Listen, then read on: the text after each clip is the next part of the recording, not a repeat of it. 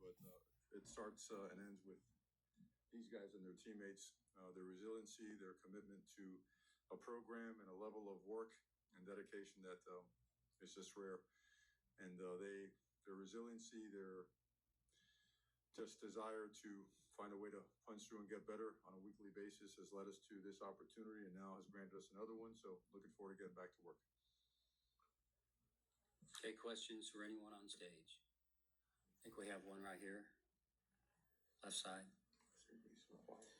Coach Connor Barr with KMU. You talked about resiliency. Talk about the resiliency of your team this year, and what specific position group do you think had the most improvement from last season to this season up to this point? Oh, that's a tough question. I think the defense is obviously the most improved unit. Last year, towards the end of the season, we had a tough time stopping anybody.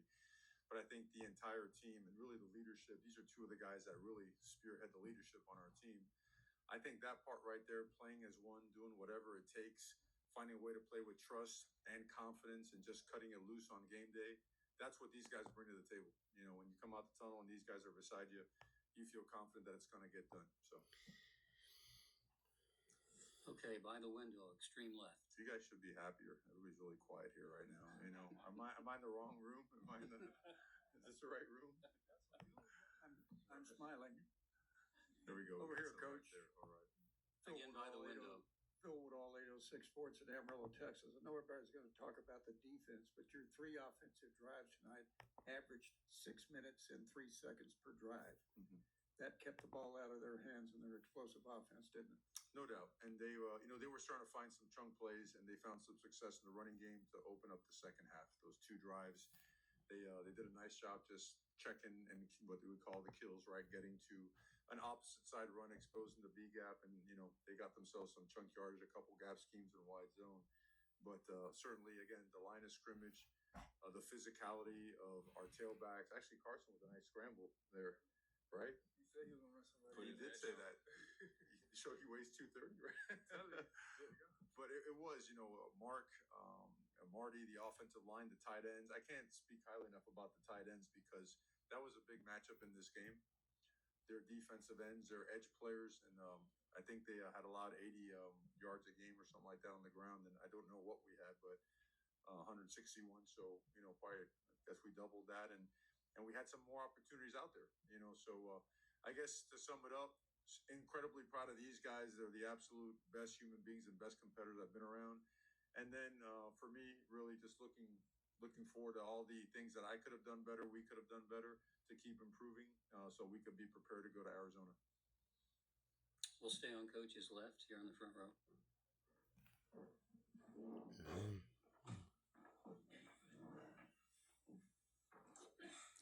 Okay, we are now joined by... Good morning. You heard Mario Cristobal after last night's 24-14 win over Ohio State in the Cotton Bowl, the CFP Quarterfinals. I'll give you my thoughts on the game. Everything clicked. There was some tense moments there in the third quarter when they cut it to 3. The defense stepped up, made a play when it had to make a play, and it did. Like I said, everything clicked. Everything clicked last night. Everything clicked. I mean, the TD to Fletch started it off. Then you have Brownie coming up big in the 4th when we needed that. We got that. Carson Beck was Carson Beck last night. Did not make mistakes. Did not turn a ball. We did get one turn. The one turner was on Fletch. But aside from that, everybody did their job. They did their job. When you look at the net yards, we held Ohio State. Now, granted, this was because of sacks. 45 yards rushing on the night for Ohio State. Jackson only got 55. Listen, the passing gave 287, but we all knew they were going to get their they were going to get their yards. They were going to get their yards. We all knew that going in.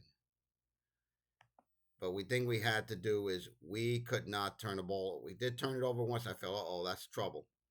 Fletch had 90 yards. Brownie 26. Carson Beck 23. Uh, the one that came up big for us and we needed it to going in was C.J. Daniels, 49 yards, 5 receptions. Fletch with the TD. Keelan, 36. But man, everything clicked in the first half. Third quarter, we had 40 up to we had by the third quarter, the second half. At that point, 43. But man, you could not execute it even the way we did last night. They got the TD, 2 TDs in the third, but when we needed a big stop, we got it. Then the big drive to finish, Brownie's TD to finish it off.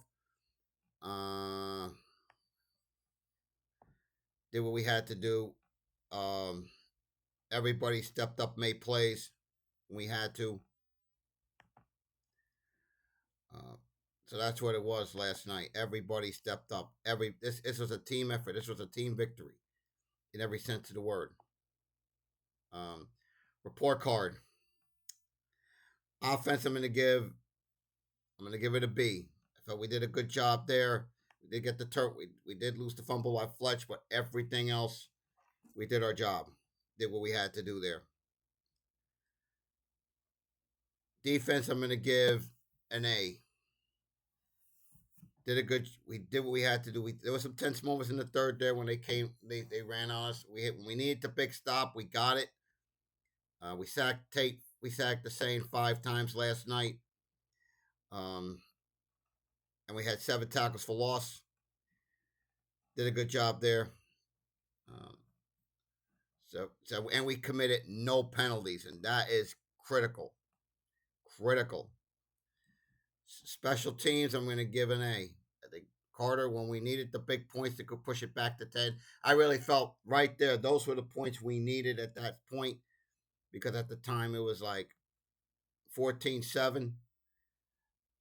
The big field goal from Carter really stretched it back to 10 and we gave us the strategic advantage back. So that was big right there. So everyone did what they had to do there. Now we got to give out the game balls.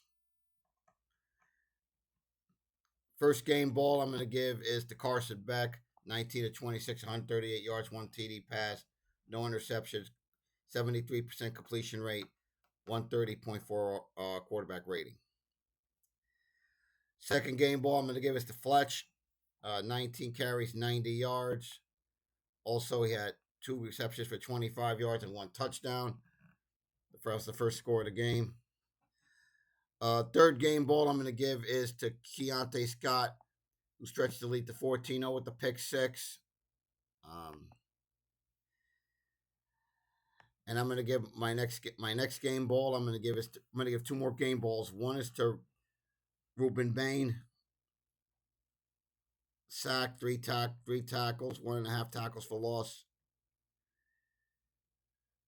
The other game ball I'm going to give is to Akeem Mesidor, 5 tackles, solo, 2 sacks, 2 tackles for loss. Everyone stepped up last night. Everyone. So that's what it was last night. We did our job. Did what we had to do. We could have a little better ball security. We did. They did try. They did force 3 fumbles last night, but we lost one. But we held on to 2 others. On to the semis, guys. Happy New Year to everybody. Next podcast, I'm going to try to shoot for Monday and Tuesday. Personal note, my back's still bothering me, but hey, when I can have a W like this, you sure as hell could take a little pain in your back. Trying to recover, as you can have a pad on my left side to alleviate the back pain. But man, it's when you get a win like this, hey, you block out all the pain. So, like I said, next podcast, I'm shooting for probably Monday or Tuesday, since I will leave for New Jersey on Wednesday. So I will talk to you then. Have a very happy New Year to one and all. Let's go, Canes, and we're on to the desert.